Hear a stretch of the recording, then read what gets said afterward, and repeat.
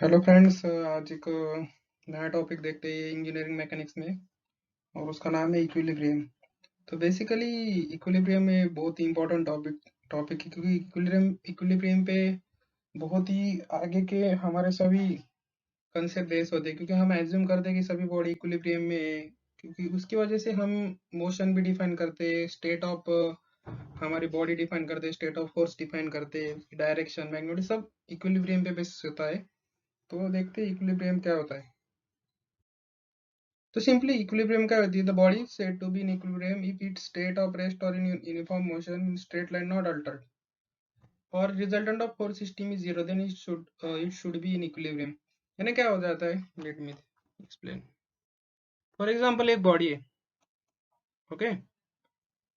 इस पे horizontal direction में फोर्स लग रहा है, वर्टिकल डायरेक्शन में अवे फ्रॉम बॉडी लग रहा है। तो क्या होगा, ये जो फोर्सेस है बॉडी की मोशन और स्टेट चेंज कर देंगे। तो हम बोल सकते हैं कि इक्विलिब्रियम में, अगर बॉडी को इक्विलिब्रियम बोलना है, उस पे उसकी स्टेट और उसकी मोशन चेंज नहीं होनी चाहिए, वो वैसे की वैसे ही रहनी चाहिए। अगर वो यूनिफॉर्म मोशन में है तो यूनिफॉर्म मोशन में रहनी चाहिए, एट रेस्ट है तो एट रेस्ट होना चाहिए। इसमें क्या बोलता है, नॉट अल्टर्ड, नॉट अल्टर्ड। तो इसका मतलब क्या, चेंज नहीं करना चाहिए। तो अभी हम ये बॉडी को इक्विलिब्रियम में नहीं बोल सकते, लेकिन मैं क्या करता हूँ, अभी सेम मैग्नीट्यूड का ये फोर्स है, उसके अपोजिट डायरेक्शन में हॉरिजॉन्टल लगा देता हूँ, और और सेम मैग्नीट्यूड का फोर्स इसके अपोजिट लगा देता हूँ।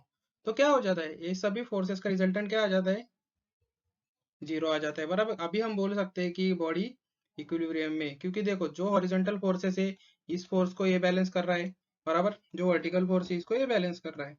तो हम क्या बोल सकते हैं कि रिजल्टेंट्स ऑफ फोर्स सिस्टम जब जीरो हो जाती है तो बॉडी इक्विलिब्रियम में होनी चाहिए, और बॉडी इक्विलिब्रियम में तो इसका मतलब रिजल्टेंट फोर्स सिस्टम जीरो होनी चाहिए, ओके। तो हम देख लेते हैं टाइप ऑफ इक्विलिब्रियम क्या होता है, और कौन से टाइप होते हैं। पहला आ जाता है तो फोर्स इक्विलिब्रियम, जब भी translation effect of force system is zero हो जाता है, ओके। तो देखिए मैंने ये एग्जांपल बताता हूँ। अभी यहाँ पे फोर्स लगाया है, बराबर, एक हॉरिजॉन्टल है वर्टिकल डायरेक्शन में, वो क्या करते हैं, बॉडी को ट्रांसलेट करते हैं, उसकी पोजीशन चेंज करते हैं, बराबर। ये क्या करता है, उसको ये अपवर्ड फोर्सेस के बॉडी को ऊपर खींच रहा है, हॉरिजॉन्टल फोर्स क्या उसको ड्रैग और उसको पुश और पुल कर रहा है, बराबर। तो उसकी क्या है, पोजीशन चेंज करते हैं। तो उसको हम बोलते हैं translation effect, when the translation effect of the force system is zero. देखिए यहाँ पे क्या हो जाता है, हॉरिजॉन्टल फोर्सेस को, ये इस हॉरिजॉन्टल फोर्स को यहाँ का हॉरिजॉन्टल फोर्स बैलेंस कर रहा है, बराबर। और इस वर्टिकल फोर्स को यहाँ का वर्टिकल फोर्स बैलेंस कर रहा है, क्योंकि सेम मैग्नीट्यूड में लगाया है मैंने।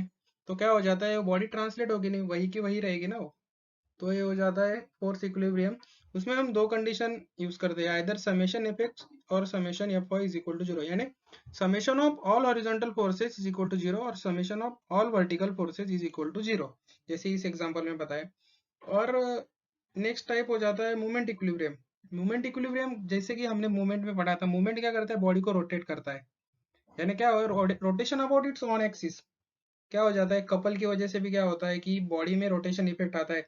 तो मूवमेंट इक्विलिब्रियम क्या करता है, when rotation effect of the force system is zero, तो उसको हम बोलते हैं मूवमेंट इक्विलिब्रियम। तो क्या हो जाता है, बीम में आने वाली सभी मूवमेंट को एक्सटर्नल मूवमेंट से बैलेंस करते हैं। तो हो जाता है मूवमेंट इक्विलिब्रियम इक्वेशन। उसके लिए इक्वेशन का है, summation of movement is equal to zero.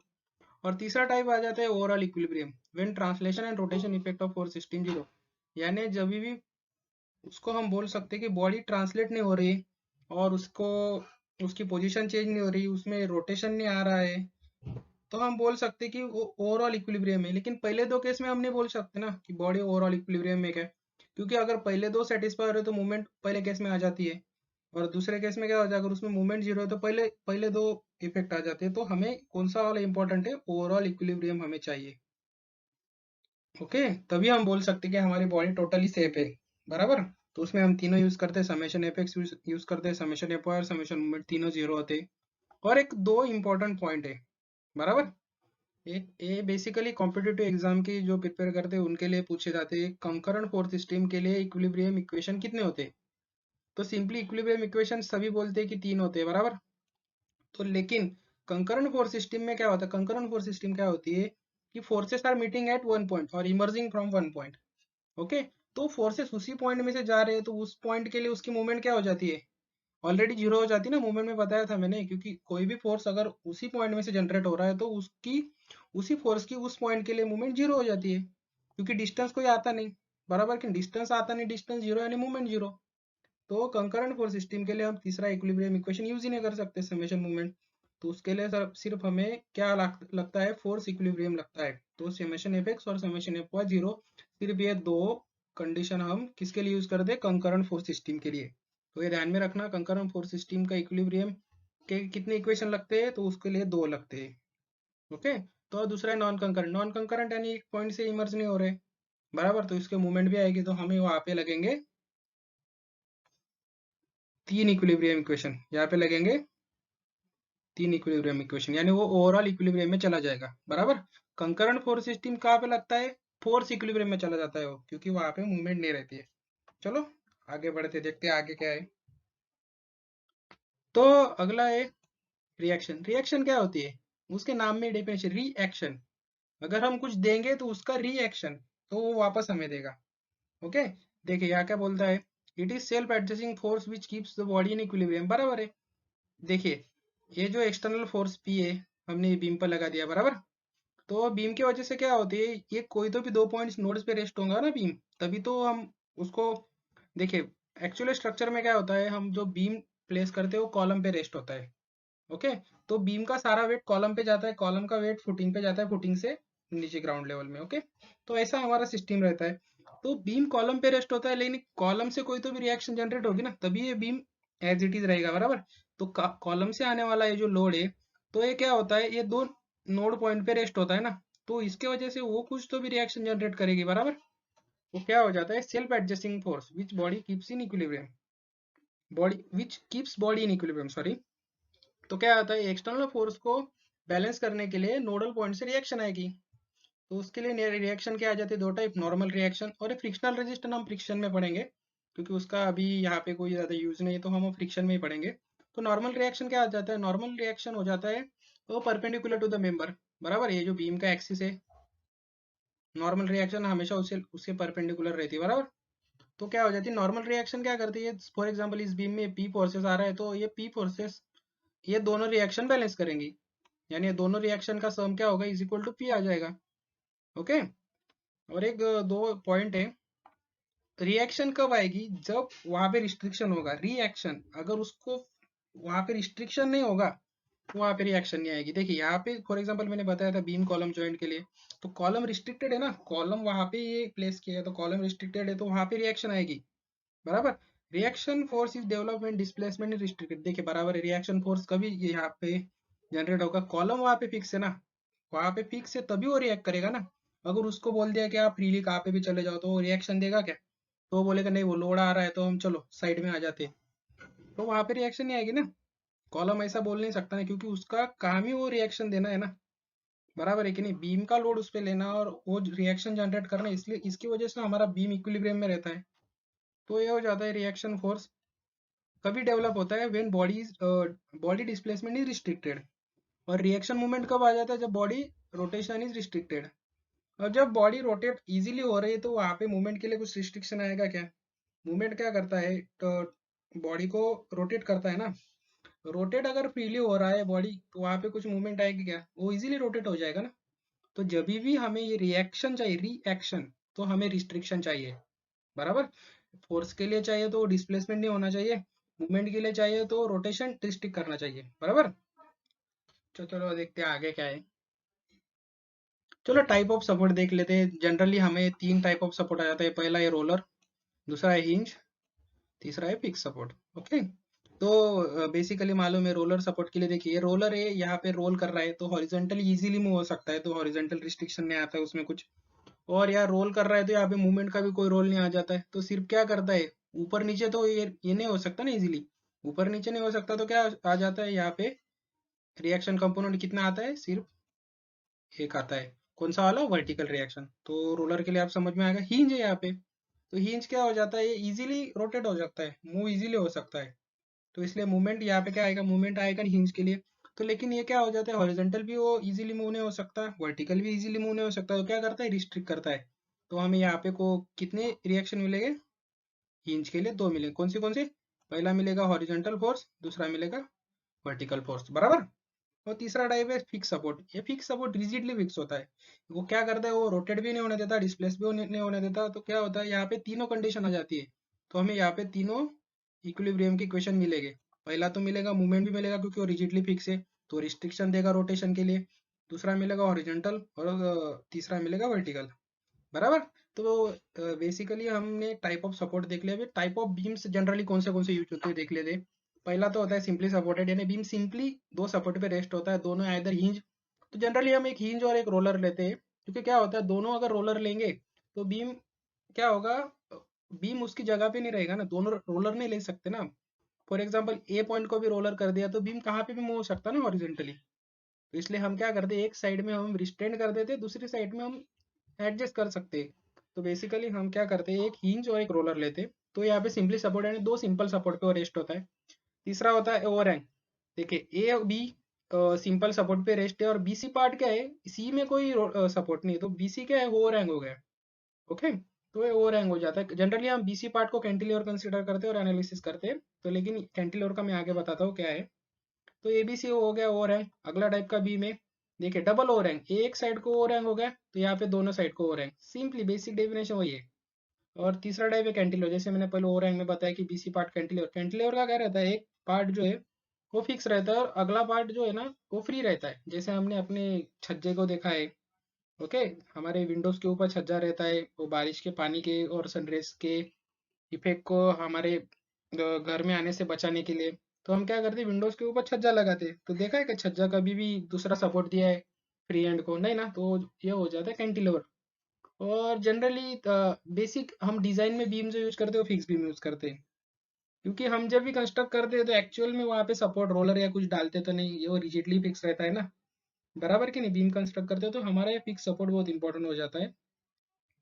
तो वो फिक्स सपोर्ट यानी दोनों एंड में वो तीन तीन रिएक्शन जनरेट करता है, दोनों एंड फिक्स होते हैं उसके। और जो लाइक टॉपिक एक और पार्ट है बीम कंटिन्यूस। जब दो से ज्यादा सपोर्ट यूज करते हैं तो बीम कंटिन्यूस हो जाता है। ओके, तो बीम में स्पैन दो से ज्यादा होने चाहिए, बराबर, दो या दो से ज्यादा, एक ये स्पैन हो गया, दूसरा ये स्पैन हो गया। सपोर्ट मिनिमम 3 चाहिए, अगर कंटिन्यूस बीम करना है तो सपोर्ट मिनिमम 3 चाहिए, क्योंकि दो सपोर्ट में हम कंटिन्यूस नहीं बोल सकते, क्योंकि यहाँ पे दो सपोर्ट है, तीसरा तो और हैंग हो गया। तो कंटिन्यूस के लिए कंडीशन क्या है, दो स्पैन चाहिए, और मिनिमम सपोर्ट का है चाहिए 3। चलो देखते हैं आगे क्या है। तो टाइप ऑफ लोडिंग भी देख लेते हैं। वैसे आप, मुझे लगता है आप स्ट्रेंथ ऑफ मटेरियल के भी लेक्चर देखते होगे, वहां पे भी मैंने बताया था टाइप ऑफ लोडिंग कौन से आती है। ओके, तो फिर से एक बार एक्सप्लेन कर देता हूँ। तो ये पहला आता है पॉइंट लोड, यानी सिंपली पॉइंट लोड, कि उसका एग्जांपल भी बताया था व्हील लोड। गाड़ी जब डेक पे मूव होती है या किसी भी रोड पे मूव होती है तो उसकी व्हील की वजह से क्या आता है, वहाँ पे पॉइंट एक्ट होता है ना, तो सिंपली वो पॉइंटेड लोड बोलते हैं, बराबर। जैसे जैसे व्हीकल आगे बढ़ेगी तो पॉइंट लोड की पोजीशन भी बढ़ती रहेगी। तो यूनिफॉर्मली डिस्ट्रीब्यूटेड लोड अलग है। यूनिफॉर्मली डिस्ट्रीब्यूटेड लोड के टोटल जो स्पैन होता है उस पर यूनिफॉर्मली डिस्ट्रीब्यूट होता है। जब आप कहाँ पे भी लोगे, यहाँ पे कहाँ पे भी लोगे, उसकी इंटेंसिटी सेम बताएगी, बराबर है कि नहीं। लेकिन इस लोड की यहाँ पे इंटेंसिटी कोई नहीं आएगी ना, क्योंकि ये यहाँ पे एक्ट है ना, एक पॉइंट पे एक्ट है, बराबर। तो जनरली उसका example dead load, live load, floor finish और विंड लोड, जो सभी ग्रेविटी लोड हम डिजाइन में यूज करते हैं वो सब जनरली यूनिफॉर्मली डिस्ट्रीब्यूटेड लोड ही होते हैं। तीसरा है यूनिफॉर्मली वेरिंग वेरिंग लोड, उसको ट्रायंगुलर और ट्रेपेजॉइडल लोडिंग बोलते हैं। लेकिन यहाँ पे इंटेंसिटी वेरी होती है, यहाँ पे इंटेंसिटी रहती है हर पॉइंट पे, लेकिन वेरी होती है। फॉर समझो यहाँ पे पी है, फॉर एग्जाम्पल यहाँ पे पी है, तो दूसरे पॉइंट पे निकालेंगे कि P1, तीसरे पॉइंट पे निकालेंगे तो P2। ओके, बराबर, कि ट्रायंगुलर लोडिंग है, ज्यादा से कम तक जीरो तक आती है, बराबर। तो इसको हम कैलकुलेट कैसे करते हैं, ये जो लोडिंग डायग्राम है ना, ये ट्रायंगुलर पोर्शन का एरिया लेना सिर्फ, और उसको वो जो एरिया हो जाता है वो लोड की इंटेंसिटी हो जाती है, यानी लोड की टोटल वैल्यू हो जाती है, बराबर। और दूसरा है ट्रेपेजॉइडल लोडिंग, इसमें भी सेम है, ट्रेपेजॉइड का एरिया लीजिए, वो हो गया आपके लोड की इफेक्टिव वैल्यू। और चौथा हो जाता है कपल, बराबर। तो कपल का एग्जाम्पल बताया था, जब आप नल खोलते हो तो क्या हो जाता है, हम रोटेट करते हैं ना, दोनों साइड से सेम फोर्स लगाते हैं लेकिन एट अ डिस्टेंस। तो नल के टैप का जो एंड होता है वो एट अ डिस्टेंस प्लेस होता है ना, तो इसलिए हो जाता है कपल का टाइप। और ट्रेपेजॉइडल और ट्रायंगुलर लोडिंग का तो आपको पता है, रिटेनिंग वॉल और डैम, बराबर। तो क्या होता है रिटेनिंग वॉल और डैम में, क्या जैसे जैसे नीचे हम बढ़ते जाएंगे वैसे वैसे ज्यादा फोर्स लगेगा, क्योंकि सॉइल की बैकफिल रहती है, वॉल के पीछे सॉइल हमने प्लेस की होती है, सॉइल को रिटेन किया होता है। तो क्या होता है, जैसे जैसे हम नीचे डेप्थ पे जाएंगे तो सॉइल का वेट बढ़ता जाएगा, इसलिए वो लोडिंग क्या होती है, यूनिफॉर्म नहीं रहती है, बराबर। तो अर्थ प्रेशर उसमें से अर्थ प्रेशर जनरेट होता है, वो जियो टेक्निकल का पार्ट हो जाता है डिजाइन का। तो हमारा उसमें कोई इंटरेस्ट नहीं, मैं आपको बता रहा हूँ कि एग्जाम्पल कैसा रहता है। सो यूवीएल का और ट्रेपोजॉइडल और ट्रायंगुलर लोडिंग आपको खूब समझ में आएगा। तो इसके एक पॉइंट है, अगर हमें ये बाकी के लोडिंग का अगर मूवमेंट लेना है तो सिंपली हम सेंटर से लोडिंग का मूवमेंट लेते हैं, बराबर। लेकिन इन दो केसेस में इनमें क्या होता है, इनमें हमें अगर मूवमेंट लेना है इस लोड का, तो हमें उसका सीजी कंसिडर करना होता है, सेंट्रोइड कंसिडर करना होता है, सेंट्रोइड कंसिडर करना होता है। क्योंकि ट्रायंगल का सेंट्रोइड ये आ जाता है, ट्रेपेजॉइड का सेंट्रोइड दूसरा आ जाता है, तो हम सेंट्रोइड से वो एक्ट होता है। तो मैं आगे बताऊंगा वो कैसा है। तो चलो देखते हैं, हम एक प्रॉब्लम सॉल्व कर लेते हैं कि सपोर्ट रिएक्शन कैसे निकालते हैं। चलो चलो तो ये प्रॉब्लम देख, बराबर। तो एक सिंपली सपोर्टेड बीम दिया है, उस पे 3 टाइप की लोडिंग मैंने एक ही ले ली है, क्योंकि आपको समझ में आ सकता है कि सिंपल रिएक्शन कैसे निकालते हैं हम देखते हैं। क्योंकि रिएक्शन कैसे निकालते, रिएक्शन पे बेसिस हमारे आगे के कैलकुलेशन होते हैं। जब हम स्ट्रेंथ ऑफ मटेरियल में आगे अप्रोच करते हैं तो हमें वहाँ पे एसएफडी और बीएमडी निकालनी होती है। तो एसएफडी बीएमडी का बेसिक ही हमें सपोर्ट रिएक्शन कैलकुलेशन करना होता है, क्योंकि उसके आगे हम बढ़ ही नहीं सकते। जैसे हम सपोर्ट रिएक्शन निकालेंगे उसके बेसिस पे हम आपको आपको शेयर फोर्स और बेंडिंग मोमेंट डायग्राम लगने वाली। तो बेसिकली वो स्ट्रेंथ ऑफ मटेरियल का पार्ट है, और कुछ का उस सब्जेक्ट को मैकेनिक्स ऑफ स्ट्रक्चर भी बोलते हैं। तो सिंपली देखते हैं आज की रिएक्शन कैसे कैलकुलेट करते हैं। तो A B C D A B में, बराबर, 8 ए से डी तक का उसका टोटल स्पैन हो जाता है 8 मीटर का, बराबर। तो ए बी पे क्या लग रहा है, यूडीएल लग रहा है 20 किलो न्यूटन पर मीटर का। सी पॉइंट पे पॉइंट लोड है 20 किलो न्यूटन का। और ये यहाँ पे नाम देना भूल गया मैं, बी सी डी, तो जन इसको नाम दे देते हैं ईडी, बराबर। ई से डी तक का डिस्टेंस है 2 मीटर, उस पर 10 किलो न्यूटन का फिर से एक यूडीएल लगने वाला है, बराबर। तो देखते हैं कौन सी रिएक्शन जनरेट होगी। ये सपोर्ट तो आपको देखकर बता सकते हैं कौन सा सपोर्ट, हिंज सपोर्ट है, ये रोलर सपोर्ट है, बराबर।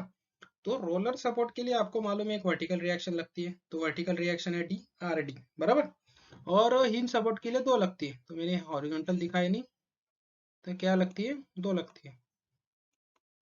एक हॉरिजॉन्टल रिएक्शन एट ए, बराबर, और एक वर्टिकल रिएक्शन एट ए, बराबर। तो बेसिकली पहले हम लिख लेते हैं कि कौन से रिएक्शन आने वाली कोई कोई सपोर्ट पे, बराबर। तो ये पहला पार्ट हो जाता है। तो अगला है कि सिंपली इक्विलिब्रियम कंडीशन यूज करना है। इक्विलिब्रियम कंडीशन, तो हमारे पास कितनी इक्विलिब्रियम कंडीशन है, summation F X, summation F Y और समेशन मोमेंट। हॉरिजॉन्टल फोर्सेस की सभी सम 0, वर्टिकल फोर्सेस की सभी सम 0, और movement at any point, summation of movement at any point 0, बराबर। तो सबसे पहले हम कंडीशन यूज करते हैं vertical forces, summation F Y 0। तो जो भी फोर्सेस अपवर्ड जाएंगे वो पॉजिटिव लेंगे, और जो भी फोर्सेस डाउनवर्ड जाएंगे हम क्या लेंगे, निगेटिव लेंगे। अपवर्ड जाने वाले पॉजिटिव लेंगे और डाउनवर्ड आने वाले निगेटिव लेंगे। अभी देखते हैं, ये सभी फोर्सेस डाउनवर्ड आ रहे हैं ना, बीम पे आने वाले फोर्सेस डाउनवर्ड आ रहे हैं, तो रिएक्शन क्या होगा, उसके अपोजिट होगा ना, रिएक्शन। तो ये रिएक्शन सब क्या लगेंगे, वर्टिकली अपवर्ड लगेंगे, बराबर कि नहीं। आपको पॉइंट समझ में आ रहा है, रिएक्शन होता है, एक्शन का रिएक्शन होता है। ये एक्शन क्या होगी, ये 10 किलो न्यूटन मीटर का यूडीएल, 20 किलो न्यूटन मीटर का यूडीएल और 20 किलो न्यूटन का पॉइंट लोड, ये हो गई बीम पे आने वाली एक्शन, और उसके अपोजिट क्या लगेगी, रिएक्शन। तो सिंपली ए और डी पे क्या लगेगा, वर्टिकल रिएक्शन लगेगी अपवर्ड के लिए। तो सिंपली अपवर्ड वाले फोर्सेस की अभी सिर्फ क्या करना है, वर्टिकल फोर्सेस की सम लेनी है, बराबर। तो पहला वर्टिकल फोर्स आ गया आर ए, मैं क्या करता हूँ पहले रिएक्शन लिख लेता हूँ। आर ए अपवर्ड जा रहा है उसके लिए positive, plus R D upward जा रहा है प्लस आर डी, बराबर। ये तो रिएक्शन दिख लिया। बाद में अभी पहला एक्शन लेते, पहले एक्शन क्या है 20 किलो न्यूटन पर मीटर की, वो कैसे आ रही, डाउनवर्ड, बराबर। तो सिंपली ये यूडीएल यूनिफॉर्मली डिस्ट्रीब्यूट लोड हो रहा है, तो अभी क्या करना है हमें, इसका इफेक्टिव लोड लेना है यूडीएल का। यूडीएल का इफेक्टिव लोड क्या होता है, सिंपली उसकी इंटेंसिटी मल्टीप्लाई बाय उसकी लेंथ माइनस, ये कैसा लगने वाला है, ये डाउनवर्ड, बराबर, डाउनवर्ड लगने वाला है। तो -20 इंटू उसका स्पैन 2 मीटर। उसके बाद सी पे पॉइंट लोड है, बराबर। सी पॉइंट लोड होते हैं यानी इफेक्टिव दिया होता है सी पे आने वाला, तो सिर्फ -20, वो डाउनवर्ड लग रहा है। उसके बाद ई से डी तक के हमें क्या मिल रहा है, यूडीएल मिल रहा है, बराबर। तो माइनस वो भी डाउनवर्ड लगेगा, बराबर, तो वो भी डाउनवर्ड लगेगा। -10 इंटू उसका स्पैन क्या हो गया, 2 मीटर, बराबर। तो इज इक्वल टू क्या हो जाएगा, 0, बराबर। जितना वर्टिकल फोर्सेस देगा एक्शन की वजह से उतनी रिएक्शन लगेगी, यानी दोनों की सम क्या हो जाएगी, एक्शन प्लस रिएक्शन क्या हो जाती है, 0। बराबर। तो ये यही फंडामेंटल हमें यूज करना है। तो इज इक्वल टू 0 हो गया। तो इसकी वजह से हमें क्या मिल गया, पहला equation R A plus R D क्या है, 80। हमें मिल गया पहला इक्वेशन। बराबर।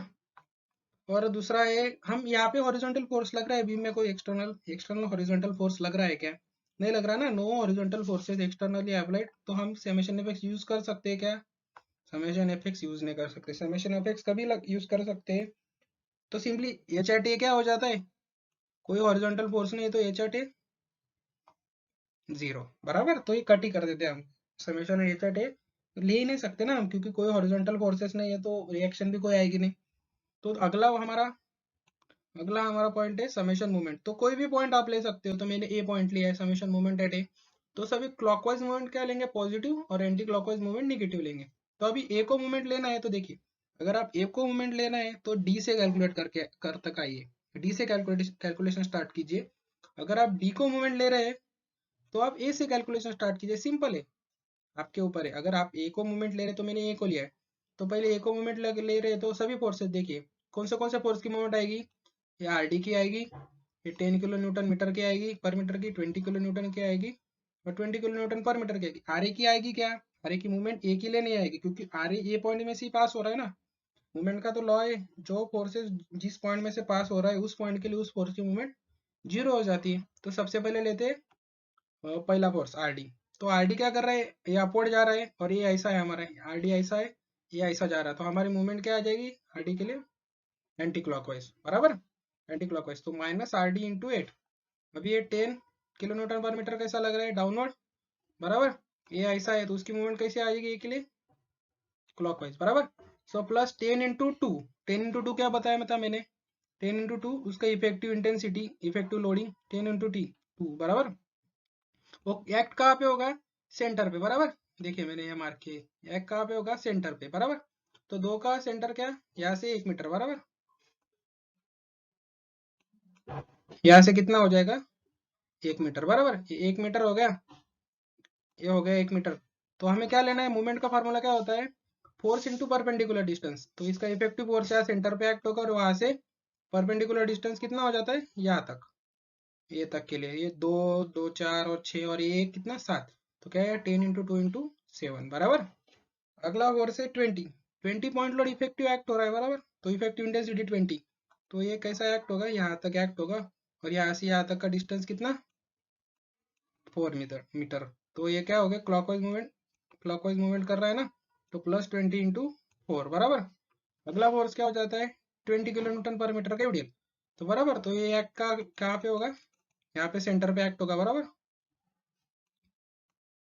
बराबर, तो ये क्या हो गया, 1 मीटर।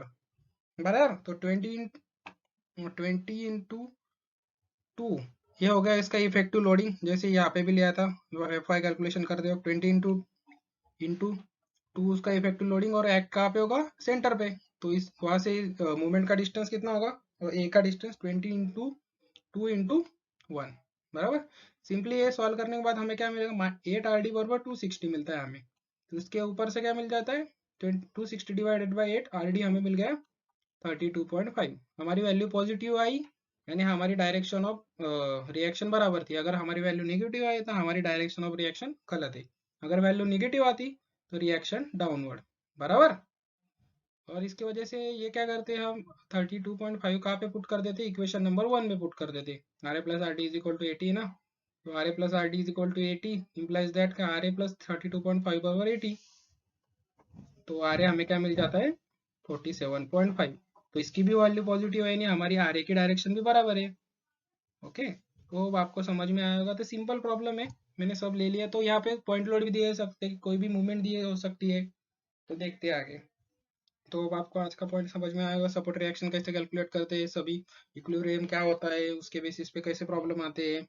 तो so thank you, have a good day.